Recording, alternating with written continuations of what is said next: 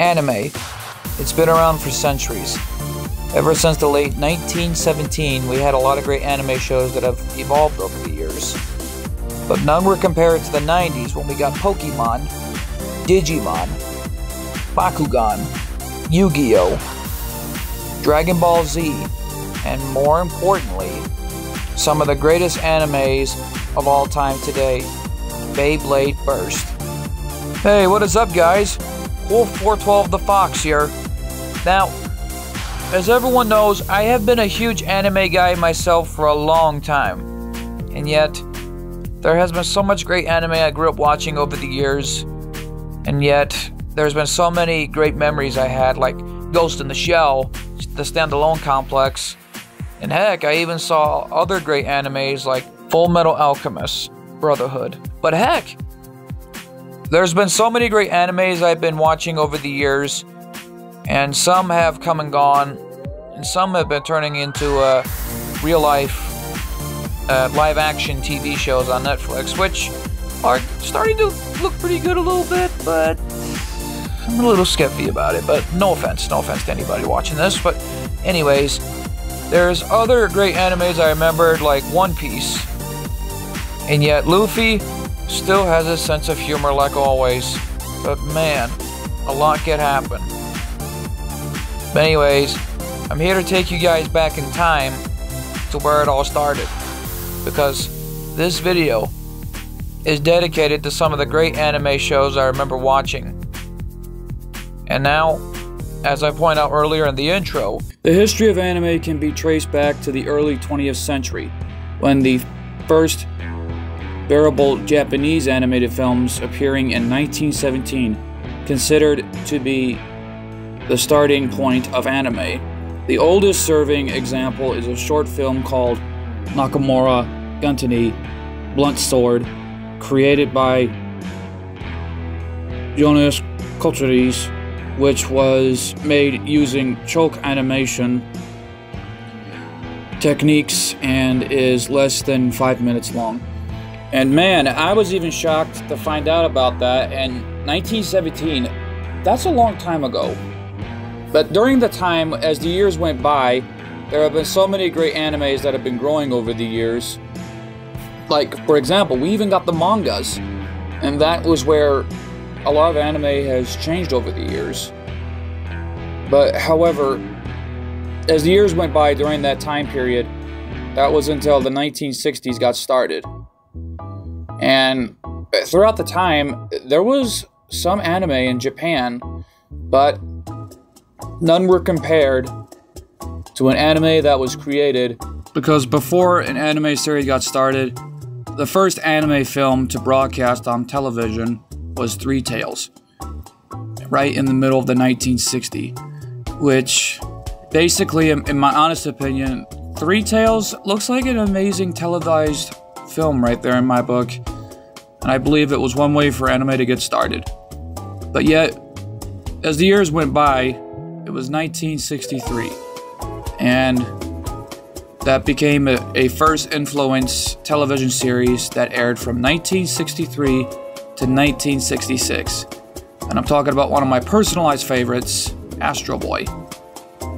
And yet, Astro Boy was aired at the time, but as a lot of people don't know, is that history was being made during the time.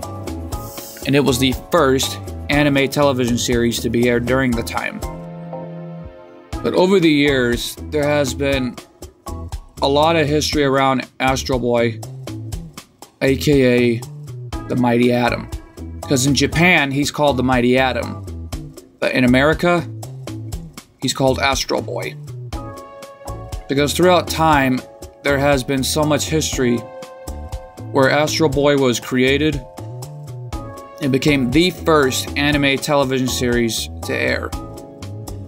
But the history is that there was a bit of issues in Japan. In 1975, a fire broke out where a large portion of the English language masters for the series were destroyed in a fire, causing a loss of many episodes and making them difficult to access for a time.